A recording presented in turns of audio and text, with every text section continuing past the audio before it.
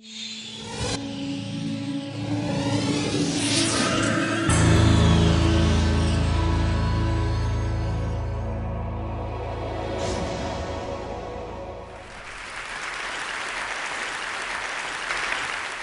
well, I do applied math, and this is a peculiar problem for anyone who does applied math, is that we are like management consultants. No one knows what the hell we do. So I'm going to give you some attempt today to try and explain to you what I do. So dancing is one of the most human of activities. We delight at ballet virtuosos and tap dancers, you'll see later on. Now, ballet requires an extraordinary level of expertise and a high level of skill, and probably a level of initial suitability that may well have a genetic component to it. Now, sadly, neurological disorders such as Parkinson's disease gradually destroy this extraordinary ability, as it is doing to my friend Jan Stripling, who was a virtuoso ballet dancer in his time.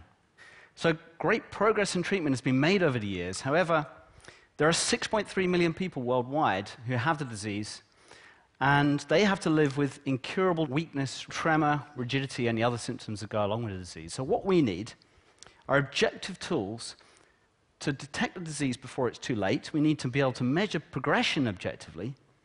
And ultimately, the only way we're going to know when we actually have a cure is when we have an objective measure that can answer that for sure. But frustratingly, with Parkinson's disease and other movement disorders, there are no biomarkers. So there's no simple blood test that you can do. And the best that we have is like this 20-minute neurologist test. You have to go to the clinic to do it. It's very, very costly. And that means that outside of clinical trials, it's just never done. It's never done. But what if patients could do this test at home? Now, that would actually save on a difficult trip to the clinic. And what if patients could do that test themselves, right? No expensive staff time required. It takes about $300, by the way, in the neurologist clinic to do it. So what I want to propose to you is an unconventional way in which we can try to achieve this, because you see, in one sense at least, we are all virtuosos like my friend Jan Stripling. So here we have a video of the vibrating vocal folds. Now, this is healthy, and this is somebody making speech sounds, and we can think of ourselves as vocal ballet dancers, because we have to coordinate all of these vocal organs when we make sounds. And we all actually have the genes for it, FOXP2, for example. And like ballet, it takes an extraordinary level of training. I mean, just think how long it takes a child to learn to speak. And from the sound, we can actually track the vocal fold position as it vibrates. And just as the limbs are affected in Parkinson's, so too are the vocal organs. So in the bottom trace, you can see an example of irregular vocal fold tremor. We see all the same symptoms. We see vocal tremor, weakness, and rigidity. And speech actually becomes quieter and more breathy after a while, and that's one of the example symptoms of it. So these vocal effects can actually be quite subtle in some cases, but with any digital microphone and using precision voice analysis software in combination with the latest in machine learning, which is very advanced by now, we can now quantify exactly where somebody lies on the continuum between health and disease using voice signals alone.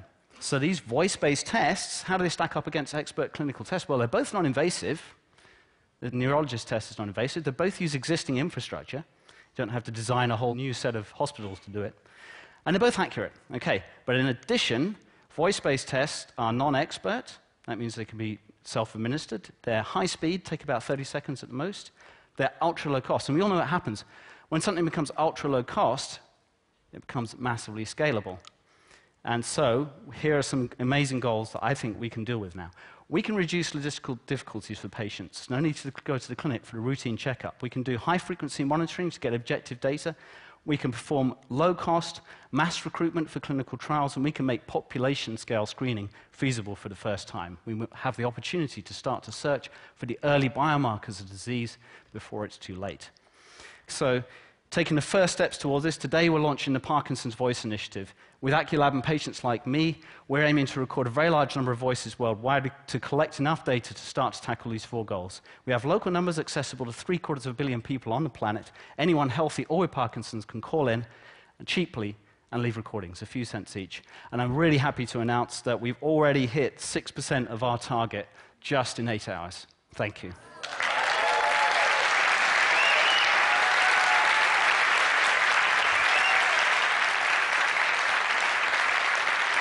So, Max, by taking all these samples of, let's say, 10,000 people, you'll be able to tell who's healthy and who's not? What are you going to get out of those samples? So what will happen is that during the call, you have to indicate whether or not you have the disease or not. Right. You see, some people may not do it, they may not get through it, but we'll get a very large sample of data that is collected from all different circumstances. And it's getting it in different circumstances that matter, because then we are looking at ironing out the confounding factors and looking for the actual markers of the disease. Yeah. So you're 86% accurate right now? It's much better than that. Actually, my student Thanasis, I have to plug in because he's done some fantastic work, and now he has proved that it works over the mobile telephone network as well, which enables this project, and we're getting 99% accuracy. 99. Well, that's an improvement. So, so what that means is people will be able to call in from their mobile phones and do this test. Yeah. And people with Parkinson's could call in, record their voice, and then their doctor can check up on their progress, see where they're doing in this course of the disease. Absolutely. Thanks so much, Max Little, everybody. Thanks, Tom.